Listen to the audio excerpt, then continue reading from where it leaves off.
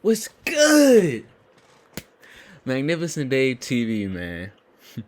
Caught my girlfriend cheating on me. Animated storyline. Dang.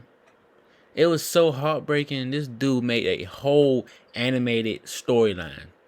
A whole animated storyline. Gotta be hurt. Had to be hurt. Alright, let's get into this, John. I met this chick, man, I was riding the bus, I didn't have a car yet, we started chopping it up. The chick was like a pharmacy tech, man, Right. She was in her job suit and shit. A couple of days later, I'm going to a crib, and I'm kicking it over there. And, we're laughing, we're joking, we're kicking it and whatnot. Cool. We're talking about our interests and whatnot. And she lets me know right then, she's like, look, I don't want a relationship. I'm not looking for a boyfriend. I don't want anything serious. I just want to kick it and have some fun. And I had just gotten out of a long-term relationship with a girl. Alright, hold on. You said caught your girlfriend cheating on you. She said she don't want no relationship. So why are you saying this is your girlfriend? See, you messed up right there. Come on, man. You messed up right there. I'm gonna keep watching it because it might not be what I think it is, but come on, man, it's not your girl. All right, but anyways, come on. Before her, for like 3 freaking years, she was damn crazy. So I was like, hell yeah, that's the same thing I'm looking for, baby. This is a perfect match, man. Oh my God. If you ever run into a girl who makes it a point to let you know that she's not looking for a relationship and she doesn't want anything serious, she's lying. That's the exact opposite of what this usually wants. She's basically telling you, Facts. I'm going to be the clingiest female you've ever dated in your entire life. This is how bad and how clingy this chick turned out to be. Just to give you an example of what a girl who says that when you guys are first kicking it tends to be like. First time we was having sex, this chick, like in the middle of the chick is gonna have the nerve to be like, cause look up at me and be like, I love you. Hey, excuse me? Wait a minute. Hold on. She's tripping. Crazy girl. So I just smooth act like I didn't hear that shit, man. So once shit was over, she gonna have to come to me and be like, hey, so did you hear what I said? And I was like, no, I was preoccupied with the ass. So I didn't hear anything of what you said. I will say this. She was clingy, but I ain't gonna lie. Chick was cute and she gave me money, man. So, I fell for the okie doke. I was stupid. I didn't see the signs. No matter how many of them were staring me directly in my freaking face, that she was freaking crazy. This was me up. So fast forward like 6 months into us dating. We were at her crib, we were kicking it, just laying down together or whatever. Okay. So they actually got into see, it wasn't what I thought it was. See, I got slow down. But dang. Why would you want to date her though? If that was she said in the beginning of a relationship. Alright, let's keep going. And she looks at me, she's like, baby, I'm pregnant. Now back in the day when I was a kid, I used to always see the Maury Show and the Jerry Springer Show. And I would always watch the ones where a girl would come on and she would bring a dude on that she thought was the baby daddy. And, he would always be like, no, it's not my baby. I'm not taking care of it. You better get out. You better miss me with that bullshit. I am not the baby daddy. They used to always bother me because it's like, bro, you was clearly smashing this chick. But then when she gets pregnant, you don't want nothing to do with it. You're going to run and act like you're not the baby daddy. That's messed up, man. Like, that's messed up. So I always made it a point to never be like that. So my philosophy with women and getting pregnant is, if I'm messing with a chick, if she tells me she's pregnant, let me know that you're pregnant so I can go out and stop bullshit and get as much money together as possible to take care of the... Should have been had that in the beginning so you don't have to do that. You should keep going, rolling on with it. But anyways, all right. Girl and my soon-to-be child. I was naive. I never even thought... man said, all right, let me get myself together, get some money and all that kind of stuff now. Thought that females bullshit about this type of thing. I'm thinking I'm gonna be a daddy, because I was the only dude that I knew that she was smashing. I didn't know of anyone else, and the chick was always super cool, and I didn't suspect of her doing no grimy shit.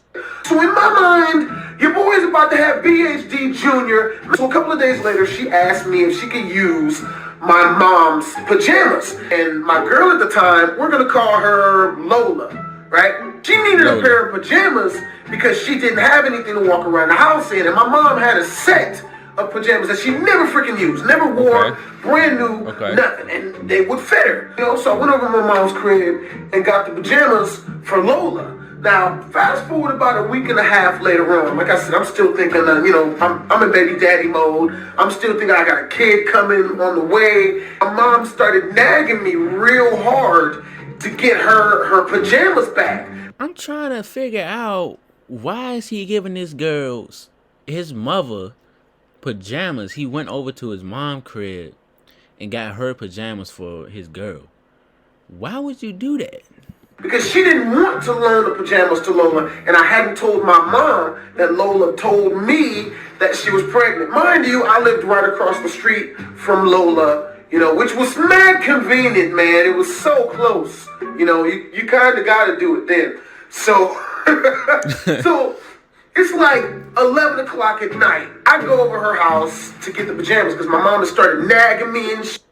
So I walk over to Lola's crib, and I noticed on the walk over there, I don't know why, but it's like real dark outside, which is pretty normal, but I'm getting this feeling, this weird, mystical, just unorthodox, empty type feeling. A lot of people will probably call that women's intuition, because women are really good at catching dudes who are cheating, because they'll have that gut feeling that some shit's afoot, right? I have that. I get to her front door, and I knock on it. Okay. And no one answers, right? Now I see her car outside, right, and I see her roommate's car outside. For 10 minutes, I'm knocking on the door, and no one comes to the door. Finally, at like 11 minutes and shit, Bobby comes to the door, and he doesn't open it all the way. He just opens it just enough to stick his head through.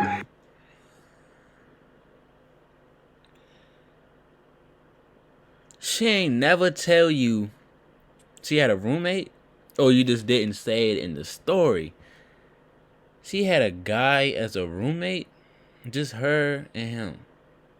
Why? If you live right across the street from her, why are you two not living together? You about to have a child and all this. Why is she still with this dude? Oh, it's getting me mad. And he's like, Lola's not here. I'm like, oh, that's cool. I just came over to get my mom's pajamas. Is it cool if I come in and grab them? He's like, all right, cool. So he opens up the door and lets me in. And I'm walking around there. Have you ever been inside of a place that is just too freaking quiet? Like, this is having me on way higher than high alert. Like, something is not right here, man. It's too quiet. Right. Why is it so freaking quiet? Too quiet. So I'm walking around and I can't find my mom's pajamas. I get a call from Lola, right? So I pick up my phone. She's like, oh snap, hey, what are you getting into? And I'm like, oh, I'm just at the house. Trying to be ambiguous with the answer, right, making it seem like I'm at my house, like I could be at any house, and she responds, she's like, you're at my house. So I'm like, yeah, I'm at your house. Yeah, how do you know? I came over here to pick up my mom's pajamas. She's like, yeah, they're in the dryer. I washed them for her. I'm like, all right, cool. So I go to the dryer and I open it up, and sure enough, there's my mom's pajamas. So I take my mom's pajamas out and sling them on my shoulder. But of course, I'm still, feeling something's still afoot. So I'm not gonna leave just yet. So I'm still walking around the shop. So I'm like, so yeah, what are you getting into? What are you getting into? No, nothing. I'm out with some friends, blah, blah, blah, So right as she says this, I go to her room door. I start twisting the doorknob super duper slowly. And right I get it about halfway to the right, it twists full on all the way to the left, super quick, super fast. And right as it twists, the door jerks open, but just enough for Lola to fit her real small and petite body frame. Oh. Dang. Wow. That's wild. That's wild. But when you was on the phone with her, can't you hear her, or she was like whispering or something? That's kind of crazy. Look at her. Look at her face. She probably was looking exactly like that too. She get the lying. Through the part that she had opened, she comes out, closes the door behind her real quick, and, stands in front of the door like, hey! But what Lola didn't know was, even though Lola is really small and petite, very small body frame, I still saw the dude in there. There was a skinny bald dude in there with no shirt on, in his boxers, sitting on the bed. So Lola's still standing up against the door. She's like, hey, what's up? How are you doing? Wow, you're really trying to be in the room tonight. Because I already saw the dude in the room. So my response is, oh, okay, that's cool. So I turn around, start walking off. All right, I already saw the dude in the room. And, oh, okay, cool. Dang. And she starts following behind me. Hey, baby, where are you going? Where are you going? What are you doing? Where are you going? You're not going to, kick it with me and chill here and, where are you going? So, I've already seen enough. I already know what's good. Right. Chicks clearly smashing other dudes while I'm talking with her, right? Which doesn't really anger me that much because, if you don't want to be with me, you don't want to be with me. You know what I mean? You basically just let me know, so now I ain't got to waste no more of my time. But it's like, now, it's like, dang. Think she pregnant. Now you don't even know if it's yours. It's like, dang, what you gonna do now? Like, she just messed everything up for real, for real.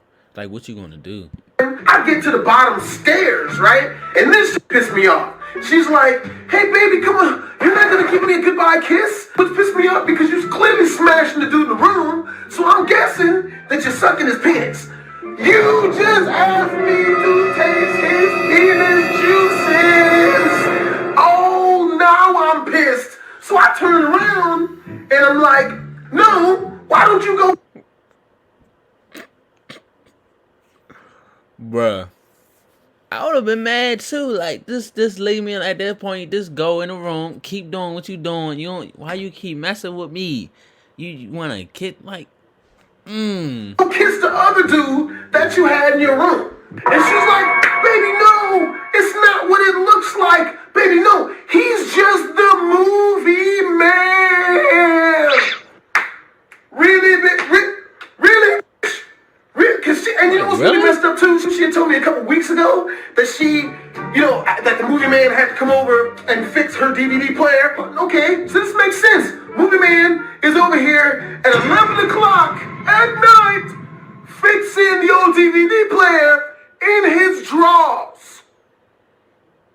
Thanks for stopping by, hearing some of my terribly ratchet stories. As always, the boy Blasphemy Sage D. Twisms.